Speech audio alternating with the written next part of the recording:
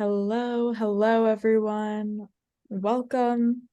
It's great to see you here to kick off a new week on the NSE. We've got so much to celebrate today, a really exciting program. Hello and welcome to the Brooklyn Rail's 900th New Social Environment. I'm Eleanor, a programs associate here at the Rail, and I have the pleasure and privilege today of being your MC for a conversation featuring Jed Morse, Steve Henry, Ivana Mestrovic, and Jessica Holmes. We're thrilled to welcome poet Garrett Caples here to close today's program. Before we get started, the Brooklyn Rail acknowledges Black Lives Matter, and here in New York, we are on Lenape-Hoking, the unceded land and waters of the Wappinger, Canarsie, Munsee, and Lenni Lenape people of the Delaware Nation and Shinnecock Indian Nation. We recognize land acknowledgements are not a replacement for necessary decolonial work, but serve as a reminder of place, of the legacies of dispossession and enslavement that sustain and enrich the stolen land we are speaking from. And now to introduce today's guests and host. Jed Morse is an art historian, author, and curator who has organized numerous exhibitions and published and lectured widely on modern and contemporary art and architecture, as well as the role of art in the public realm. He currently serves as Chief Curator at the Nasher Sculpture Center, where he's been a curator since 2002. Stephen Henry has been the senior partner of Paula Cooper Gallery in New York since 2021 after joining the gallery as a director in 1998. In 2020, Henry oversaw the opening of the gallery's first location outside of New York City in Palm Beach, Florida. Ivana Mestrovic started working for Mark de Suvero in 1987 and is the director of his Spacetime Studio. Ivana also sits on the boards of Socrates Sculpture Park, the Athena Foundation, and the Little Opera Theater of New York. She has studied poetry with Marie Howe and Ellen Bass, and her work has appeared in Evening Street Review, the Midwest Quarterly, and Night Picnic. And our host today, writer, editor, and critic Jessica Holmes' writing features regularly in Bomb, Hyperallergic, and the Brooklyn Rail, where she is an art scene and ArTonic editor. Previously, she served as editor-in-chief of the arts publication Degree Critical, and for nearly 2 decades, she worked for the Calder Foundation, including 6 years as its deputy director. We're so thrilled to have you all in conversation today on this really exciting day, 900th NSE and Mark de Suvero's 90th birthday. And with that, I will pass it over to you, Jess, to get things started. Hi, everybody. Eleanor, thanks for that nice introduction, and welcome to everyone who's joining us today. Before we get started, I did just want to say it's an especially auspicious occasion today on the 900th NSE Rail, because it is also Mark de Suvero's actual 90th birthday today. So there is a lot to celebrate. Having said that, I think we can maybe pull up a slideshow and begin talking. I thought that, well, to get us going, Ivana, Jed, and Steve, maybe we could foreground for the audience a little bit of Mark's early life and work for those who may not be a bit familiar with it, because it is quite a fascinating life he's led. Maybe I'll kick it off and then you guys can jump in. I don't know if most of you are aware, Mark is an Italian American, but he was born in Shanghai, China. His family was there. So he was born in 1933 in Shanghai and lived in China till he was 7 years old, which is when he immigrated to the United States. He grew up in the Bay Area. They were, had a rough time. They were very poor when they came to this country. Lived in San Francisco. I think a piece of information everyone always enjoys, because it's so strange, is that at one point in his childhood, he and Richard Serra lived one house apart when they were boys. He was a very energetic, a boy who read tons. And one of the people who took him in, her name was Mrs. Lowell, who he always refers to as Malo. Said to him when he was a teenager, you read too much and you should do something with your hands. So she taught him how to start carving wood when he was about, 12 or 13. And that really was the beginning of his art career.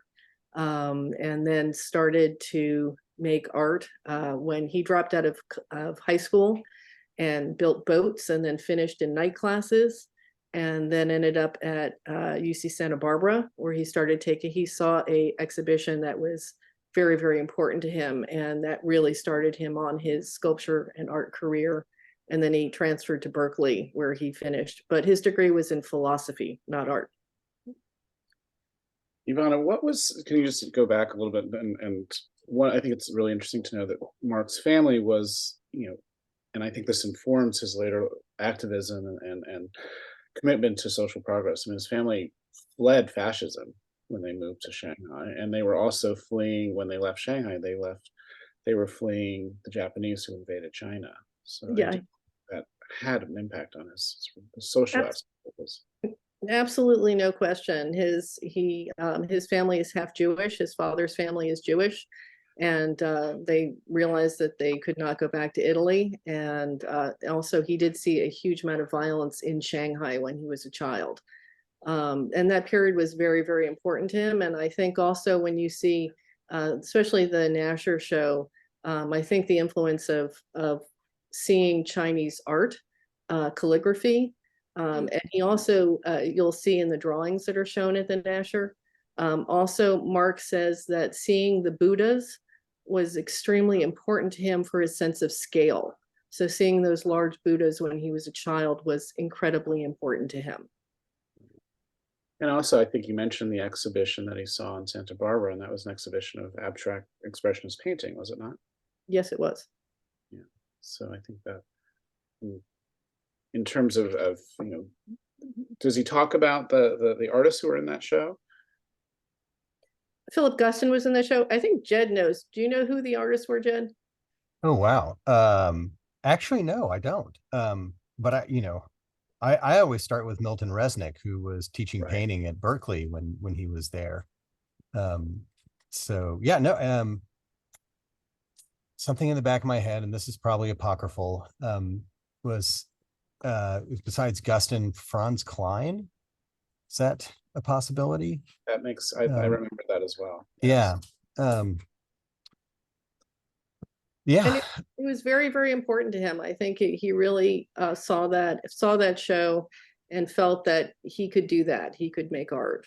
And then my understanding was basically was sort of in the studio 24 hours a day working when he was in Santa Barbara, and then also up in Berkeley. One of the details I love about his time in Santa Barbara was that, and this again could be apocryphal, Ivana, maybe you can confirm or deny, that he lived in a treehouse on the beach. He did live in a treehouse. That is not apocryphal. Yeah, yeah.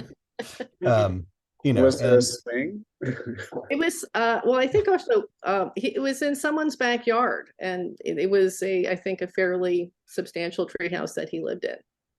And it's known, I've heard that from people, that was a known fact of people, that he was living in a treehouse there. Well, I bring up the swing only because we will see images of. That's right. Well, there's one up right now. Yeah. Yeah. And there was one in the Nasher show, and there's one in our show. And but also about painting too. I mean, because he was painting, as well as making sculpture when he was, after seeing that show in Santa Barbara. Often people don't realize that painting has been a huge part of Mark's practice since the very beginning, painting and drawing. We just saw a slide from his show at the Whitney in 1975, but he was painting from the beginning also. That was a big part of his practice. And in the slide that's up, this is the Whitney show. So amazingly, they allowed him to create the entire environment and put swings up and created the sort of playroom as part of that show. And he continues to paint. He's painting. And he continues. You'll see a painting again when we see the Paula Cooper show, and also the Nasher show has a lot of that work in it also. Maybe we can jump back for a minute to the early years of his career, because I think many people are familiar with obviously the giant steel beam sculptures, but that's not really where he began with metal. Is that right? Well, of course, I mean, we, in trying to get through this, we also overlooked a very significant moment in Mark's life, which was that he had, when he was doing work for someone else, it wasn't his own work, he was doing construction work for a job, he was crushed in an elevator. So Mark has been paralyzed since he was 27. So he had begun, he was about to have a big show, and his early work is wood. So people familiar with his early work, you'll see a piece in the Nasher show that many institutions have this very early woodwork. And those materials, he lived down in the South Street Seaport. And that was when they were destroying the buildings for the World Trade Center. And so a lot of the material was found material down these big giant timbers out of these old historical buildings. And he used them to start making his sculpture. So that was the very beginning work. And then after his accident, he started moving to working with steel. And he actually welded in a wood building in the wheelchair with an asbestos apron on his lap, starting to work with steel. Because actually, once he was paralyzed, working with wood became very difficult for him. And working with steel was actually easier in some ways. I'd like to, if I may, I'd like to just read a quote from Donald Judd's writings. He reviewed a 1960 exhibition at Green Gallery, Mark's gallery at the time. And it begins with, "The size and force of this sculpture are thunderous. Constructed of large beams of Suvero scavenged from the Fulton Street area, from 5 to 7 feet or 10 to 12 feet long. Bolts and pipes hold them together so that the pieces can be dismantled. The organization is decided and subtle, using a partial geometry of interacting parallelograms and triangles." And then Carl Andre wrote of the same show, "One thing that's not talked about is the fact that the most influential sculpture show I ever saw was Mark de Suvero's show in 1960 at Green Gallery. That show broke open sculptural scale. After that show, the last hope of the coffee table was gone." You could make sculpture out of coffee tables, but you couldn't make sculpture on coffee tables. I think it's a great tribute that these two titans of minimalism were so struck by Mark's work. It was an extraordinary show, and it was it was a turning point in his career for a number of reasons. And really the Nasher show kind of turns around that particular moment early on. There was another really astonishing review of that exhibition, which I think was Mark's first solo show. That's right. Yeah. So, right out of the gate, he's getting reviews where, other artists like Donald Judd are saying, how much of an impact that it had on them. But, there was a review by the art historian Sidney Geist, who is a sculptor and is best known to me and other art historians, really the authority on Brancusi in the United States. And his response to that was, it was nothing short of astonishing. He said that that it was the best show, that sculpture exhibition he had seen since the 1933 exhibition of Brancusi, and then went on to say that after that, nothing in sculpture will ever be the same. So marked it as kind of this this paradigm shift for the field of sculpture, which is not a bad review for your first show. But of course, he had to figure out a new way to make things from that point on because of the accident, and that's when he started to pick up welding. I wonder if that picture that you showed of the exhibition at Park Place, Mark de Suvero and David Notice. In fact, at that time, Paula Cooper was the director of Park Place, and I think they really solidified their great bond and friendship at that time. And it's challenging with Mark to figure out how to. There's so many themes that one could talk about as we go through his career, and that started incredibly early. So, for instance, Park Place was an example of a cooperative gallery.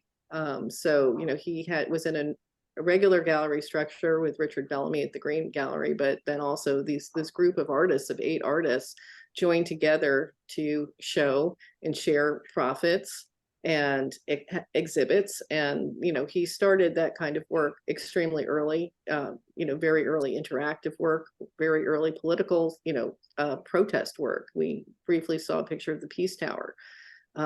So, you know, these were all strands in his career that started that were there from the beginning.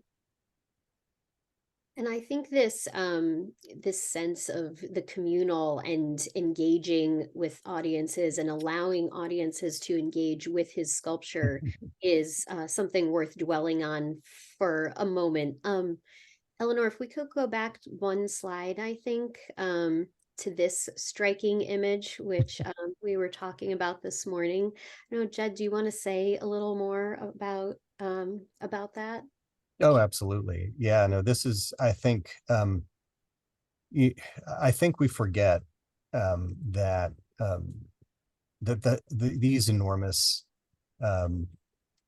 steel I-beam constructions were not meant to be imposing things. They were meant to be engaged with by the viewer and engaged with physically. And this photograph from a 1973 exhibition in Grand Rapids was you know, really encapsulated the kind of the spirit of freedom and playfulness that Mark has intended in his work from the very beginning, and the way that he, you know, really you know, he really enjoyed seeing people interact with his work this way. I mean, it does, I think, it dwindled for, and you know, this way of interacting with Mark's sculpture has dwindled for a number of reasons, you know, not least of which is, you know, the greater fear of liability in public places these days.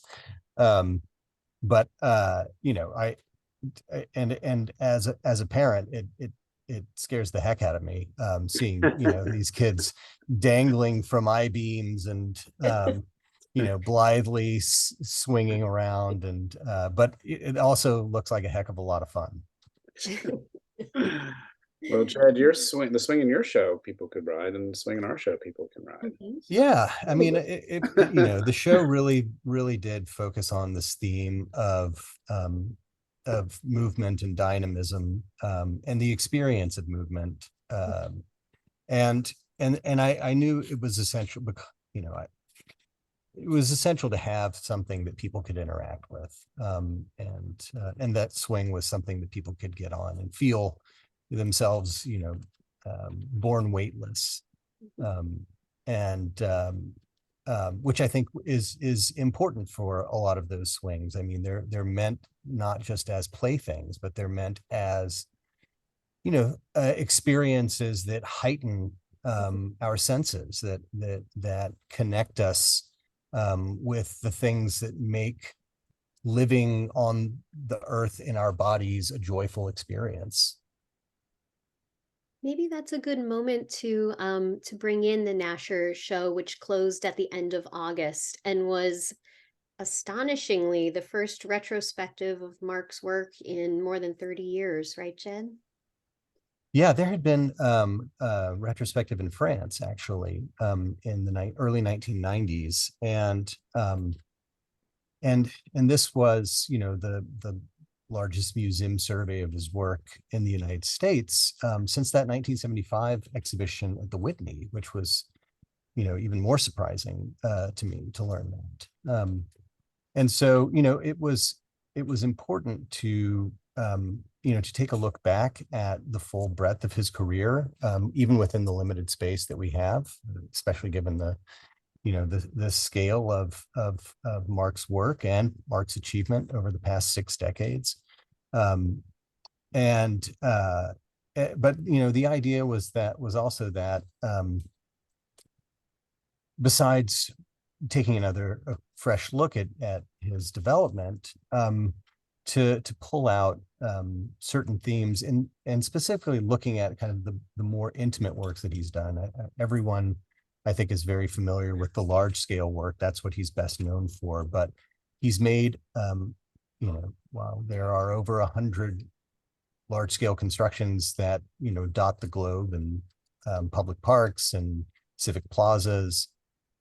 He's made over 800 smaller scale objects that are, 5 feet tall or smaller. And so it really focused on the things that he can make himself without cranes or crews of assistance, to kind of draw the red thread across the arc of his career narrative. One of the things that even strikes me about the larger works, actually, Eleanor, if you can just go back 1 second, to a work like this, is even though it's large, it's quite big, it's not muscular in the sense of it being like tough and brawny, but more like you, in the somatic sense, you really like feel a connection with these works in your body when you're moving around them or sitting in them, or walking through them. Or walking through them, right?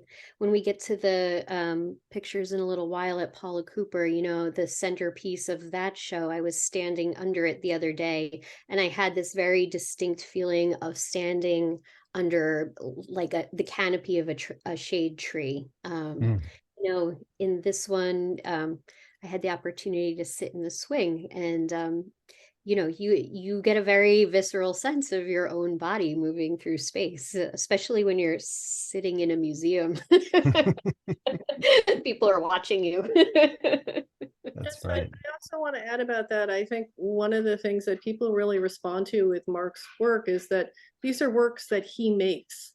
So these are made by a person. They're not drawn and fabricated. So I think also when people look at them, they have you just intuitively feel that these are cut by somebody, bent by somebody, welded together. They're not, perfectly mapped out and cut in a sort of, and become cold in that way. The hand is very, very present in all of his work, even in the large scale work. The piece that we saw with all those children climbing on that, Mark made that piece. I think Mark, he'll correct me later. Mark made that by himself. Some of those early works were done completely by himself. He wouldn't be in the crane. He would move something. He would get out. He would reclamp something, arrange it, get back into the crane. And it was a process that, again, he was paralyzed. He's, walking with crutches, with braces. And, it's this incredible engagement with the material in a very, very personal way. And I think that that is also why those big pieces are not, they don't seem off-putting to people. They're very engaging, because I think you just understand it when you see that. Yeah, absolutely. And that work, Our Year's What, for Marianne Moore, was in 1967. I think it was the first large scale steel I-beam construction that he made by himself. It was right after, I think it was right after he got that Guggenheim grant and used it to buy a used crane so that he could start using the crane on his own. And it's a pretty extraordinary sculpture.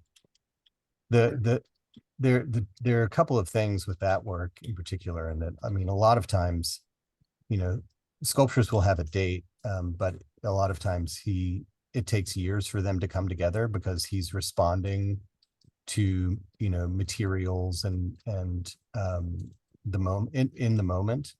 And sometimes, materials will sit in the studio off to the side, and he'll think about them for a long time.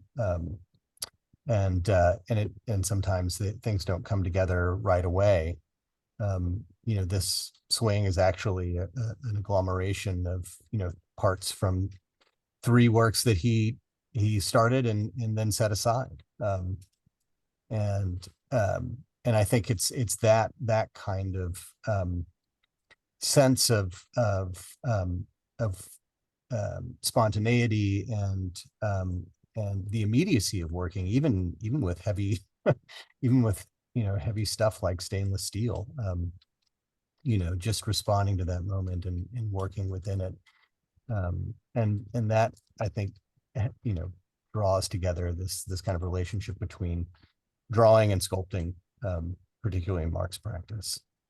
Eleanor, can we see some more images from the show? Because there's Hank Champion, which is, well, there are a couple of very early works in this shot. Yeah, really. The work Sure. on the right there is one of the very first welded steel constructions that Mark made. It's called St. John the Baptist from 1961.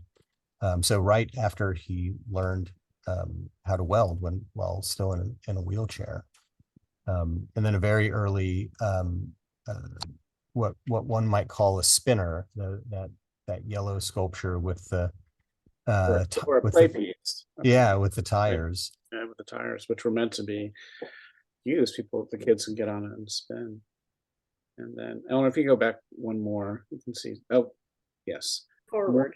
What Ivana talks about is the wood being incorporated in early work. You can see that in actually these three pictures here, three works together. And then there's the great Hank Champion, which is in the collection of the Whitney, which was in one of the shops. I don't see it now. It was in the last one, the one right before this one, I think. I think it's There forward. it is. Yeah, it's Through behind there, the swing. there's another shot of it, I thought. Go through. There we go. There we go. There's another view. Yeah. Which is a fantastic piece. I mean, really extraordinary.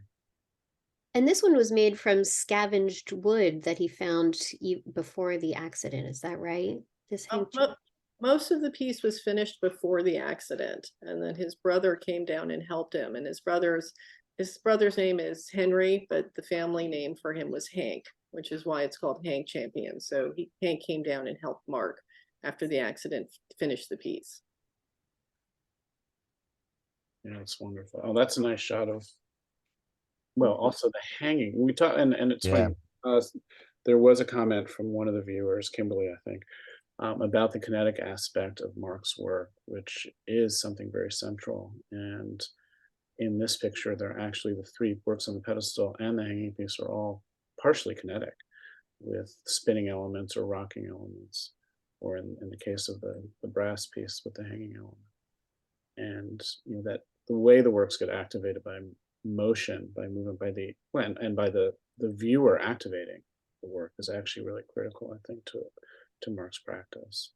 Yeah, and we were grateful to the studio for allowing us to activate a number of those sculptures for audiences, for visitors to the Sculpture Center.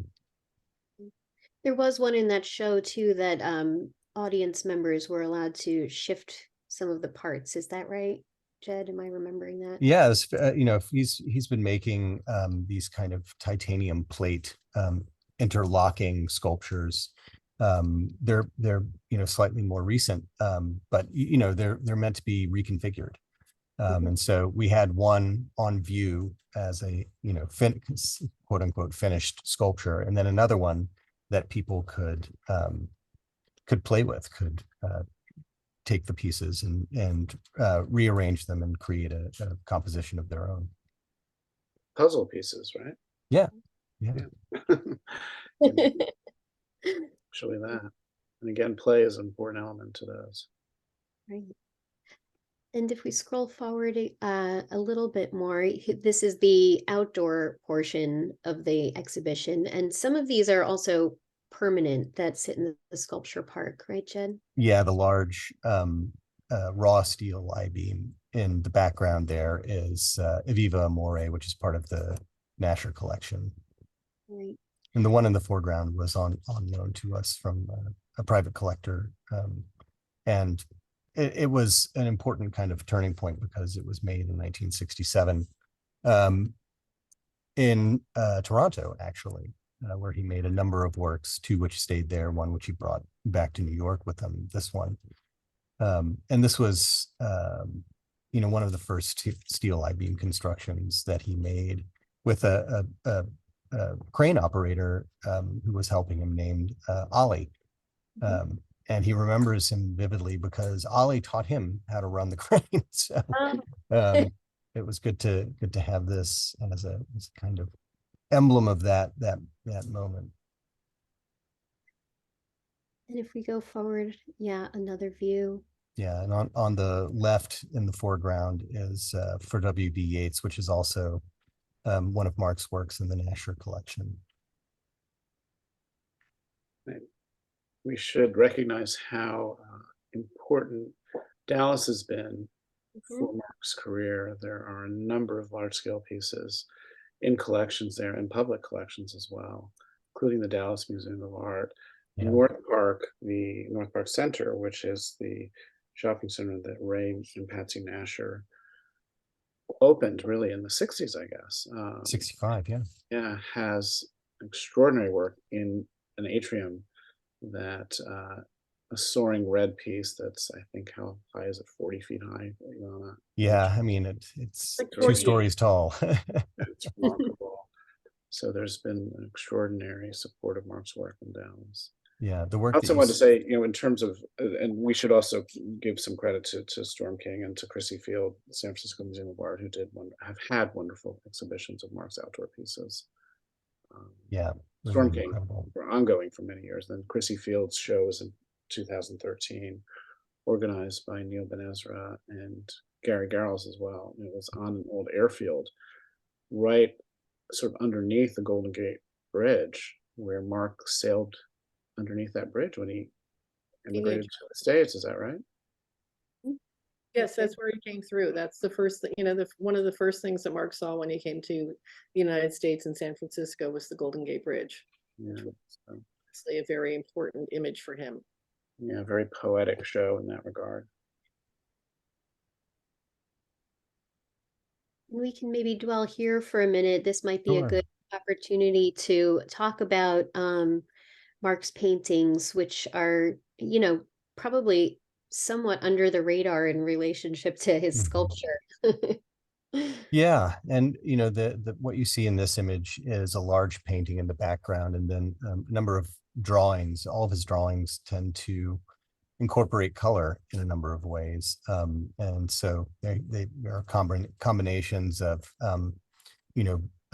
marker or pen or pencil and brush and ink, and so they have this really incredible kind of gestural quality to them. And the drawings and the paintings are, they're not construction documents, as Ivana was saying earlier. He doesn't plan out the sculptures in detail and then have someone make them. The drawings are mostly kind of either an initial burst of an idea, and he often tries to, rather than get the structure down, to get the energy of the sculpture that he's going for. And it's, he's said that he felt like if he could get the energy of the sculpture in the drawing, then he could do it in the sculpture, which is pretty incredible. I mean, it's a lot easier to draw these things than it is to make the sculptures. But I think it was a way to kind of capture that, the feeling behind that he wanted to convey through the sculpture. And the paintings kind of continue with that same gestural quality, but they're they tend to be very abstract, whereas the drawings have oftentimes a keen sense of what we would consider to be sculptural structure to them. The paintings oftentimes really do not. I mean, they're very different. They're much more atmospheric in their compositions, and there's an interesting, there's a sense of not only energy, which you also see in the drawings, but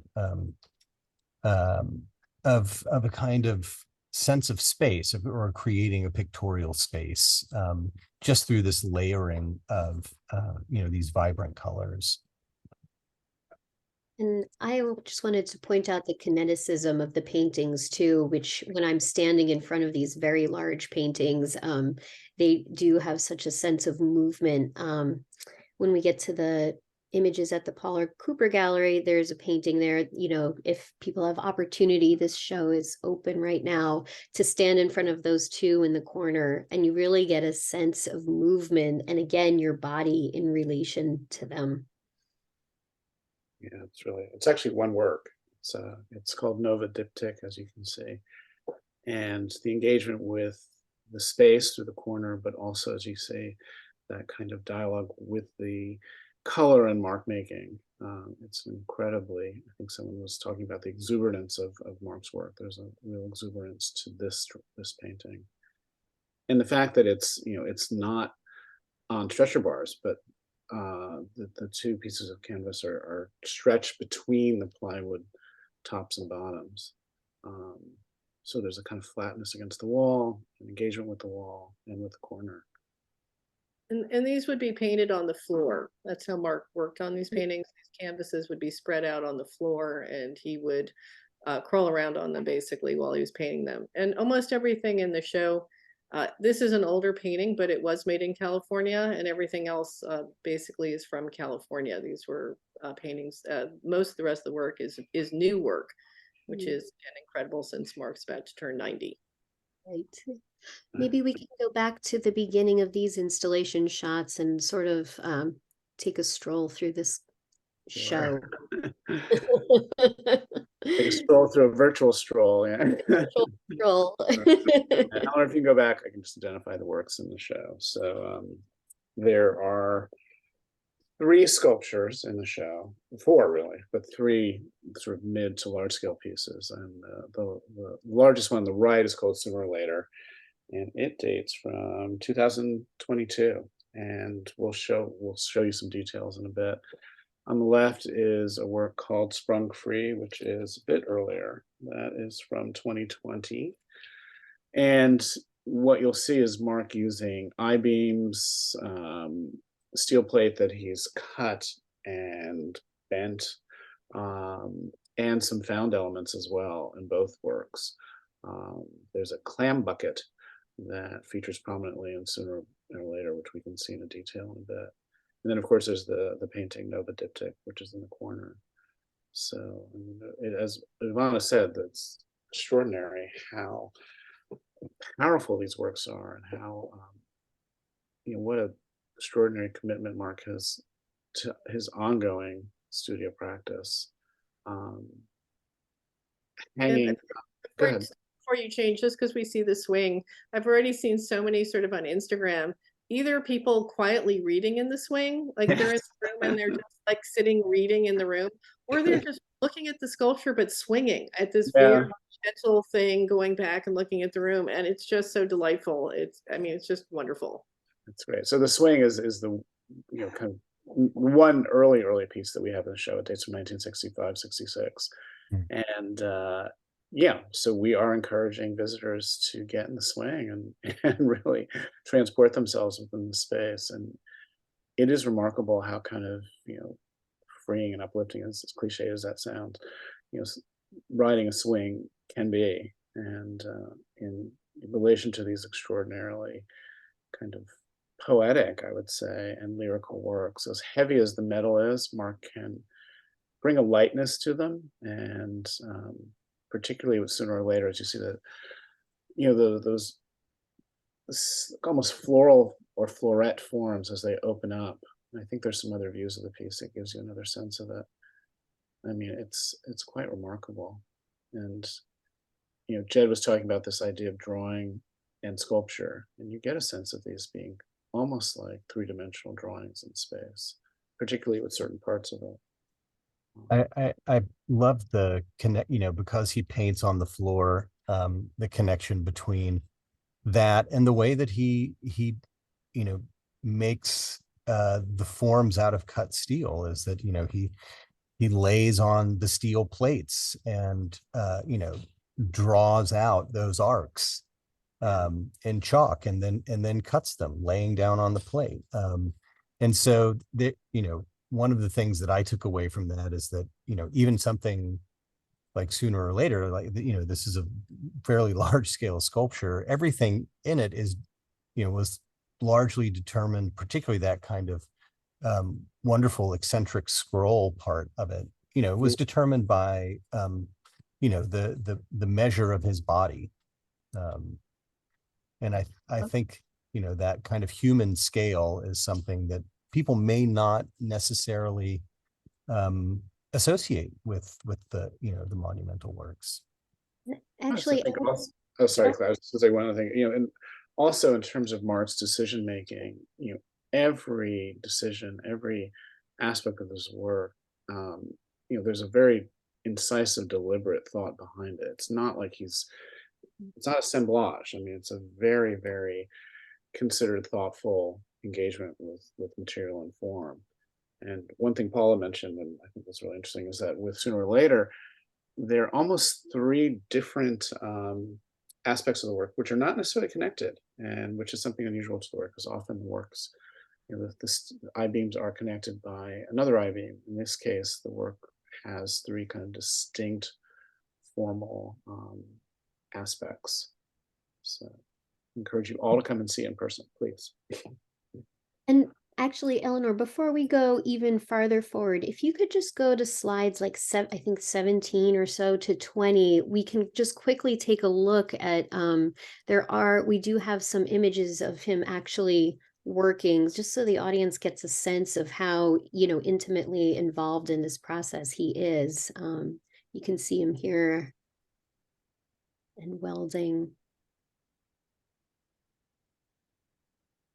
And like Jed said, you know, laying on the steel, marking it with the chalk and cutting out afterwards.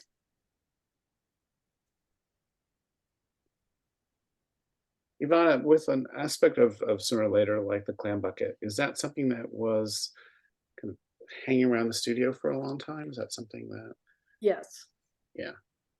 He And has so- in all his studios, he's had material that they've had for, you know, could be, it really depends, 40 years or less. You know, some of the elements in a piece that we have at the studio right now that just came in from California was I-beam from something that they've had at the yard. It was from a movie. They call the guys and Mark refer to them as movie beams. They were from a movie theater that was taken down in Petaluma or near them, and he used a section of it in a piece that's a 2023 piece. So it really depends. So they're often small elements also on his tables that, you know, he may have done a twist or a bend or a cut, and it may take him a while to figure out where the home is for it. So. And we've actually shown pieces that have elements. One was had a piece of a High Line. The other had a piece of the Jersey Turnpike. Is that right? Chunk on? Yes, we've had different, the High Line, when they were taking it down, offered Mark some material. So we got that. So, you know, from the wood pieces, a lot of that material was found material that was reused and has the sort of history on it. I actually think this has movie beam on it too, actually. I look at Okay. that. And there's another view of Sprung Free, very frontal view. But there you can see here, as Jed mentioned, this use of stainless steel with the I-beam and the raw steel. The swing.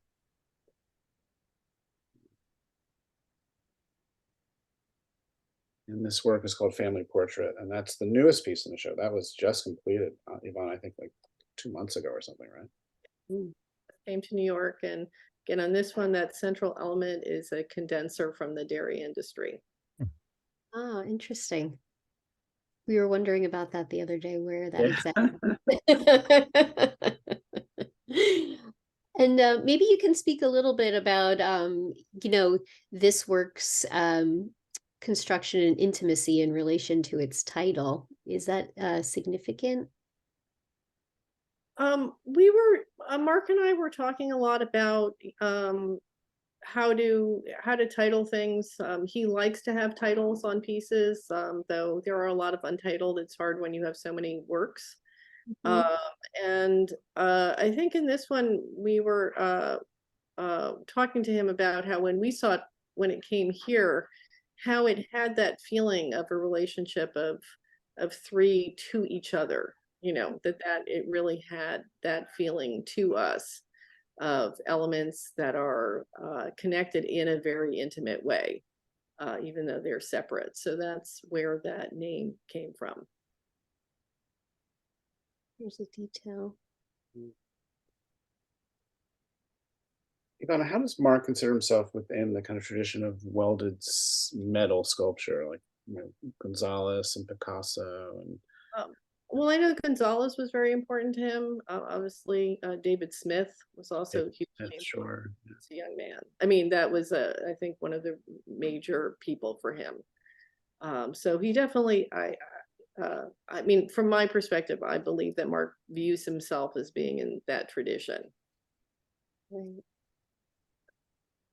And then if we go forward a little, I think we probably couldn't have a discussion about Mark de Suvero without talking a little bit about Socrates Sculpture Park, right, Ivana? Right. So again, in this sort of continued tradition of Mark's sort of social engagement, when Mark came to his studio, and the studio that I'm sitting in right now, which is in Long Island City, he came in 1980, and down the street, once he started fixing up this space, there was an abandoned lot just a few blocks away from him that was landfill and was being used as an illegal dump. And Mark saw that and thought, well, we should be doing something with that. So here's a photograph of it. And so it was landfill. So where the concrete is, it was 2 piers, and then they filled in between when they were digging one of the tunnels under the East River. And so he and his nephew Enrico Martignoni applied for a lease from the city, which they did. They applied in 1985. They did a whole proposal, and they got it for $1 a year at that time to lease it, and then started turning it into a sculpture park. And they cleaned up the site, got rid of the junk or broken cars that were there, put up a fence, and invited some people to start putting up a show. And that was 1986 when the first show was, so it's 37 years now, and they've shown over 1,000 artists. And he also he really engaged and employed many of the neighborhood residents. Yes. When Mark started, some of the people who helped him at first were people from some guys from the Smith houses, which is next to the Brooklyn Bridge, who Mark had known since they were kids. And that early play work is heavily, heavily influenced by these kids that would come into Mark's studio. And that ride that you saw at the Nasher show was essentially for those kids that would be in his studio, and he would see how they would interact with things. And he says that they really taught him about balance and understanding how sculpture can be used. And then they came out and they helped him when he started Socrates, and then the community and artists. Behind that is the Astoria houses. Whole parts of the community came together to transform Socrates into the site that it is. And this is one of the earlier openings at Socrates.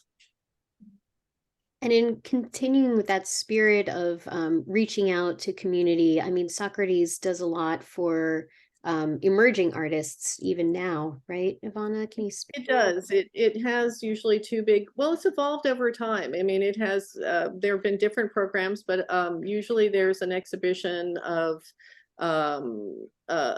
maybe a curated or focused spring exhibition with different people. Meg Webster is one of the artists who did an amazing land work a few years ago, and she's just now in a show that's going to be at the Nasher opening up about women in land art, which is going to be fabulous. And then in the fall, there's now an Artist Fellows program where they are able, this is a making space. And as I mentioned before, Mark makes his work, and making is very important to him. So Socrates is a rare place, certainly in the city, where artists actually can make outdoor work. So there's a studio outdoor pad, and they are out there now preparing for their fall show that's going to be opening up in a few weeks at Socrates, making large scale outdoor work and learning and experimenting, and possibly failing along the way or not, learning about what it requires to make work that goes out in the public. And as you can see in this piece, there are children climbing on top of, or possibly adults on the multicolored piece in the background that's made with oil drums. So, that's part of putting out work in the public. And also you should do a shout out that Jeffrey Gibson, who had an agent there, is now going to be representing the US at the Venice Biennale next year. So that's Jeffrey did an amazing ziggurat. It was part of the monument show. Socrates did a really, really interesting show examining what monuments are. We did not define it. It was to the artist to define. And it was an integrated program over a whole year for artists to make statements about what they thought monuments should be. And Jeffrey made an absolutely spectacular piece. Can we just go back? I mean, I think it's important to really talk about Mark's social engagement and political engagement. And there were some very early shots at the beginning of the slideshow of the Peace Tower, and also Mark protesting. Mark was, many of you may know, Mark was arrested during the 1968 Chicago Democratic Convention. And these photos, the photographs of that is it's the March on the Pentagon. Yeah. I actually took 1967, Mark, yeah. I took Mark, I think about 10 years ago, or maybe longer, maybe it was 15 years ago, to a march in Washington. And, you know, he was on his crutches and we were walking on the mall, and it was extraordinary. He was just so engaged with everyone, and it was, you know, the triumph of the spirit, I guess, is what one says. It is. I mean, he is, you know, an incredible believer in democracy and fighting for social justice and standing up for what you believe. So he's been in many protests and arrested. These are and this is the Peace Tower, which was a group project. It's not Mark. Mark built the structure, but it was conceived by a whole group of people, and then they invited various people to do panels. This is on La Cienega in LA. And they La were Cienega and Sunset, yeah. Excuse me? I think it was La Cienega and Sunset, the intersection. Yeah. Right there. Yeah. And so, you know, they were attacked by police. They were told it wasn't structurally sound. So there's some photographs of a car hanging off of this to prove that it could support the weight. And it was a public protest. It was a beautiful piece that actually Against the Vietnam War. Against the Vietnam War. Yeah, it's important to know. Yes, So sorry. this, But this actually, was sorry, it 60s. was recreated by in the Whitney Biennial Yeah. with Rick Ritt. Yeah. I'm sorry, Jed, you had more to say. Oh no, so I was going to say this, the Peace Tower I think was 1966, and then the March on the Pentagon was 1967. And then he, you know, he finally got so fed up with how things were going that he decided to, you know, leave, move to France until the US got out of the war. In when 1970, is that right? I think about 70. And then that also was when he sort of self-exiled. He was in Italy. He was also in the Netherlands. He did that was the beginning of these large scale outdoor shows. He did a big show in Eindhoven, which was the first of the citywide shows. He was the first living artist to exhibit in the Tuileries in 74, 75. For his Whitney show. He did a huge citywide show as part of his Whitney show. That was very important to him, that it had a public component. So he put sculpture in every borough in New York City as part of that exhibition. And that has been a very big component of his work all along. And toward the end, there's a big photograph of his show that was at the Esplanade des Invalides in Paris in 97, to give you a sense of the scale of how those, I know we're making you jump around, I'm sorry. There it is. How those pieces worked. And this was just spectacular. He had, now I'm off on the number, I didn't look it up, maybe 8 pieces around Paris. And it was just really spectacular. Extraordinary. And also remember the show in Venice. Oh, Hugs. Let's do one quick little anecdote about Hugs. So Ivana mentioned that Mark was born in Shanghai.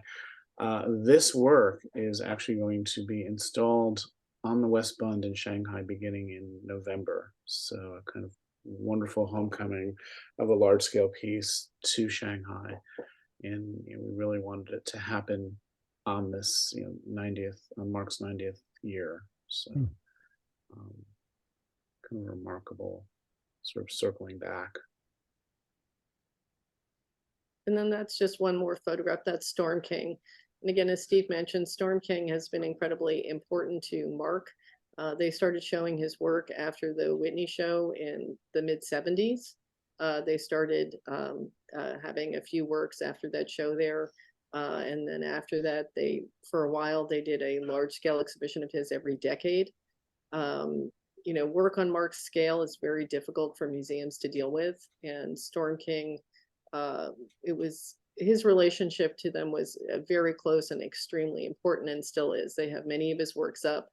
And it's as you saw those two photographs of the Paris show and this, I mean, at least for me, Mark's work looks amazing in nature and it looks amazing in urban settings.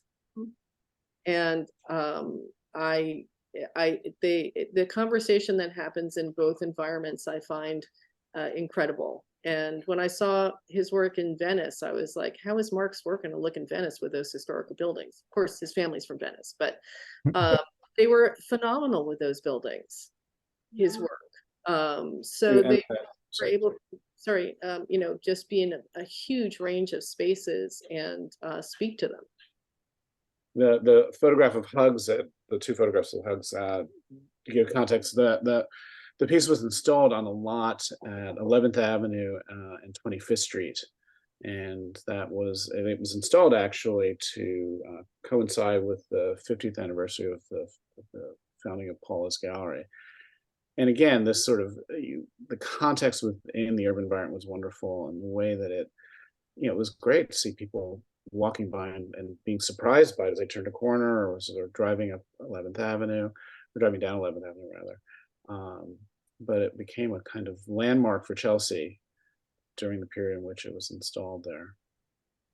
And we heard so many people who worked in the buildings around it were so sad when it went away. Yeah. Looked at it, and it was just joyous, right? I mean, it was joyous, yeah. Right. And it will have a new kind of joy bringing to Shanghai. There's sweet Mark. Silent show. Yes. And I think, as we're approaching the question and answer period, I think, we thought we would wrap it up here and get to some of the questions that have been asked over the course of the hour. Thank you three. This just flew by. And there's probably more we could keep saying right now, but we'll engage a bit more with the audience and hear what they're interested in talking about. Thank you so much, Ivana and Steve and Jed and Jess. This has been such an absolute treat, such a wonderful encapsulation of Mark and his work. So special. Thank you. We've got a bunch of questions from the audience today, and I'll start with one that I'll read on behalf of Paula. And Paula is just wondering why Mark was born in Shanghai. His parents were in Shanghai. His father was working there, so they had moved there in probably about, I actually have it written down somewhere, 31 or 32 or 30, 31, and were living there because of work that is, both his parents are Italian, and his father was working there. And so that's why Mark's family ended up in China. Remember, they fled fascist Italy, so. Not at that point. They didn't go back. They didn't go back, yes. They didn't go back because of the they did. Oh, I'm sorry, okay. Thank you. Our next question is from Kimberly Marrero, and I will ask on Kimberly's behalf. Kimberly would like to hear more about Mark's support of younger artists through the residencies and the grant programs that he started in the 70s. Mark has a long history of helping others. I have heard stories from artists in the 1960s. Mark was a young artist in New York. He had no money. However, if Mark had $20, he would have given you 10. He probably would have given you the 20. So that is, Mark views money and whatever he has as being something that should be helping others and not to be held onto. And he feels that very strongly. So he has supported other artists since, I think in an informal fashion. As I said, Richard Nonis told me that, in the early 70s, Mark basically gave him whatever money he had for something at that time. Mark founded a foundation in the mid-70s called the Athena Foundation, which was to give grants to other artists. And the first person he gave a grant to was Philip Glass at that point. And Philip did a wonderful album called North Star, which is the soundtrack of a documentary about Mark that Barbara Rose and Francois de Menil did. And then once Mark came to Long Island City and started his own, had his studio here, there are 2 big sheds. And so immediately upon his occupying these buildings, which were sort of derelict spaces with, it was just old sheds from the 30s that he had to put walls on, and many of them, it was being used as a chop shop. He almost immediately allowed other artists to work in this space so that, and they could use his tools and equipment and whatever they had. So for instance, Ursula von Rijdingsvaart worked here, Heidi Fastneck worked here, Linda Fleming worked here. So a lot of other artists worked in his actual studio space, and his assistants now have their own studios, workspaces in his space, and he's always done that. But then he started Socrates. So then that expanded into this whole other thing. And he had a residency program in France, which we do not have anymore. He had a studio in Chalon-sur-Saône in Burgundy, and he had a residency program there in the shipyard on the Saône River where he worked. Other artists came and worked there as well. So this is something that he's been engaged with all along. Mm-hmm. Thank you, Kimberly, for that question. And thanks, Ivana, for that answer. The next question is from Jacqueline O'Malley, and you should be able to unmute, Jacqueline, if you'd like to ask. Hi, everyone. Thank you so much. I wasn't sure at the time when I posed the question if we'd be talking too much about his social consciousness, and in particular around the Vietnam War. And I know that I had seen the Whitney exhibit a long time ago, where the Peace Tower was set up, and it was quite marvelous to be able to see it up close. I wondered, what or where or how he's working on social consciousness pieces now. What's his focus now? I am at Storm King. I am a docent at Storm King for 20 years. I love his work. And I know we often talk about when we look from the top of the hill out, I think you have the photograph almost, that's the one gallery, but there's a second gallery that belongs to him as well.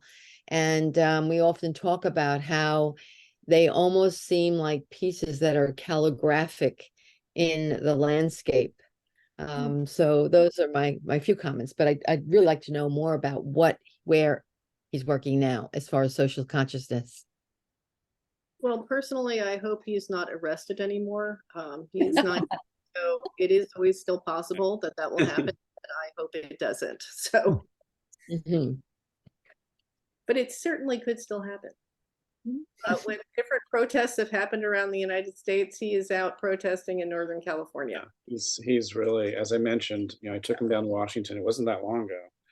And he and his wife Heidi in California go protest things all the time. Yeah. But also, I think, if you think about his activism in the real world, the idea of Socrates, the idea of supporting young artists is actually pretty primary to the expression of that, because Socrates is a platform to support young artists and artists of different backgrounds and different practices, and it's a dedicated space for that, and that really is Mark. It's the ethos of Mark, isn't it? There's a really wonderful essay in the catalog for the Nasher exhibition by Dr. Maren Sullivan that attempts to try and understand how that aspect of his life meshes or manifests in his sculptural practice as well, and trying to think through the very kind of community spirit that is often imbued in the works of art, particularly works of art in public spaces, and that sense of being a member of a community as being essential to who he is. That is a great essay. I It's encourage great. you all to pick it up and read it if you have a chance. It's very illuminating. Thank you for that question, Jacqueline. Thanks all for those responses. Our next question is from our friend GE. Oh, thank you, Eleanor. Thank you, Jessica and panel, and happy 900th.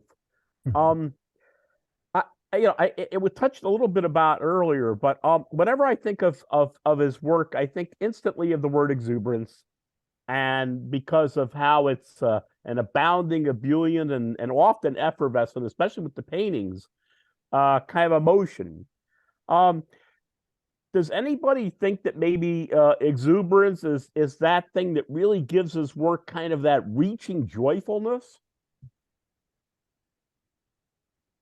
Well, I think you sort of said it. Yes, I think the uplift that one experiences when one, engages with Mark's work is real, and there's the sort of verticality often of some of those works, which is a sort of physical embodiment of that. But the way the work engages the viewer, the way that it's activated by the viewer. We talked about the kinetic aspects. We talked about the play aspects. And there is this quality of exuberance which plays throughout the work, and even with the tabletop and pedestal scale pieces where there's a spinning element or a rocking element, it's they're fun to play with. So that is, I think, a really fundamental quality of the work throughout. I agree. I think they're exuberant, and they make me happy. I'm looking at a ton of his lithos right now, and they cheer me up all the time. And painting. And yeah. Paula often talks about the exuberance of the work as well, and I think she's engaged with it for more than 60 years, and still believes in that quality of it. I think he touches on that also, or at least tries to bring it out a little bit in the titles for the works. Joie de vivre, Eviva amore, or Long Live Love, Ad Astra. But also, the titles that are dedicated to composers or poets, or oftentimes cultural figures who have meant so much to him. I think that underlines his own exuberance for poetry and music. And we do have a poem that's going to be read today, don't we? We do, and we just have one final question before we turn to the poem. Thank you, GE, for that lovely question. And our final question today will be from Chloe. Hi, everybody. Thank you so much for this conversation today. Right as I was going to ask you this question, someone in the audience also asked the same question. So it's from both of us. I wondered if you could talk about Mark's use of color. And in my case, I was curious about his red. How did he land upon his red? So obviously Mark loves color. If you look at any of his paintings, his lithos, it's this, if you've ever seen Mark, he's probably wearing bright orange or bright blue or bright red. That's his colors. I'm wearing black. He would disapprove highly of my wardrobe today. Mark obviously loves steel, right? That material is something he loves deeply. Steel is an incredibly beautiful material, just a beautiful, beautiful material, and its surface is beautiful. But Mark is also well aware that when work is outdoors in a lot of environments, steel is very hard to be seen. So I think for a lot of reasons, Mark became interested in painting his work. The work got painted from a very early day. I mean, if you saw Marion Moore is one of the one with all the kids climbing all over it, was a piece that was a very early piece, and he painted it. Paint is not the piece. The piece is the sculpture and the steel and the form. Sometimes pieces are exhibited unpainted, and then they are painted later, depending on where they are going. The color is PPP. There are different de Suvero oranges. There's not just one. However, there is a main one, and it was from a PPG swatch, and it's called Carnival Orange that we have matched. And that was the color when I started, which was 87, and it was already in use. So that color has been his color for a long time. If you look at if experiencing Mark's work outdoors against a blue sky, against green trees, against brown, brown trunks, that color is going to pop. I think he feels it makes it more accessible because he wants his work to be accessible. Also, I am not an artist, so I'm going to get this wrong, but anyway, certain colors next to each other vibrate, right? So it's, if you were artists, I'm sure watching this, not me, but that the values, whatever, if you put them next to each other, they create often a vibration, and that orange does that against a blue sky. So that also that color creates a lot of energy when it's out in in an outdoor environment. And I think all those elements are important to him, if that's helpful. So sometimes we try, he would paint a lot of them. Sometimes we go, can't we leave the steel? Because it's so beautiful. Steel is very beautiful too. The steel in the piece that's at Paula Cooper is very beautiful. It's gorgeous and quite varied. Yeah. Beam to beam. But there's actually, for those of you living in New York City, there's a fabulous piece downtown called Joie de Vivre, which is in Brookfield Plaza. And this idea of looking at the red steel beams against the buildings and against the sky, I mean, it really is quite striking. So many of the outdoor works, the public works, are in fact painted. And he painted from early on. There's a piece that's at the Getty that's a small outdoor work that there were about 10 different paint combinations that was on that piece. He spray painted it with multiple colors, rolled it, did all sorts of things to it as he was working on it and through its history. So applying paint is something that he has done from a very, very early time with his work. And not just red, there is actually a yellow, wonderful piece painted in yellow called Paintbrush. It's on the campus of Pratt in Brooklyn. And there's some yellows. There's a Sunflowers for Vincent is a yellow piece that's up in Boston. There's a piece called Gnarly that's yellow. There definitely is a range of colors, and there are actually several different reds.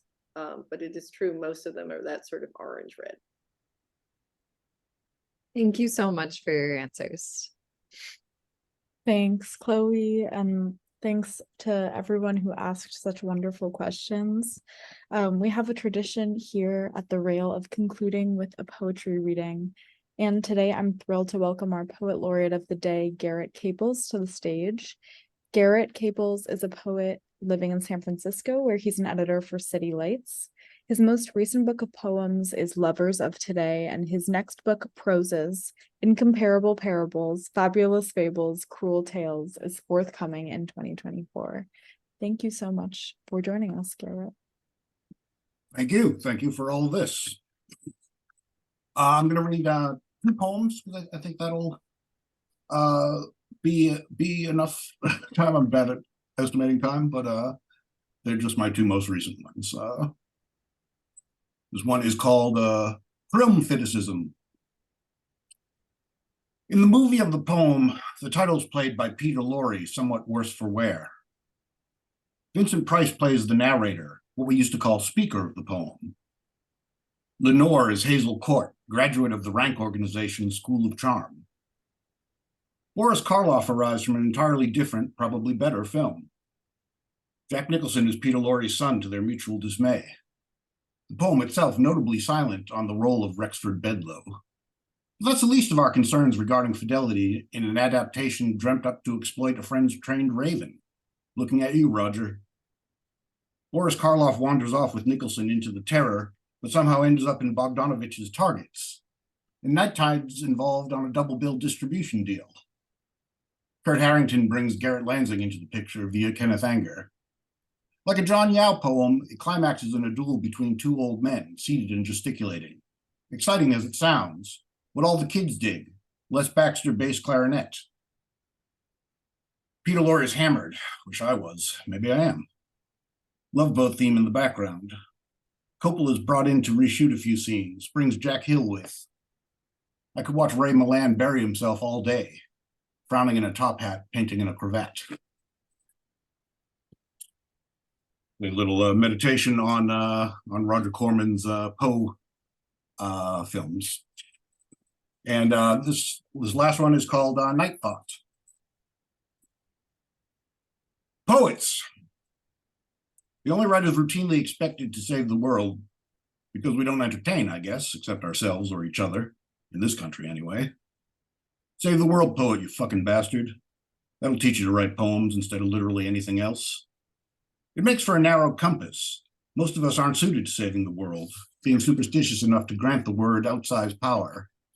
My ambitions diminish to trying to stay alive. I'm alive at night, Chris Martin writes, and it feels right to me.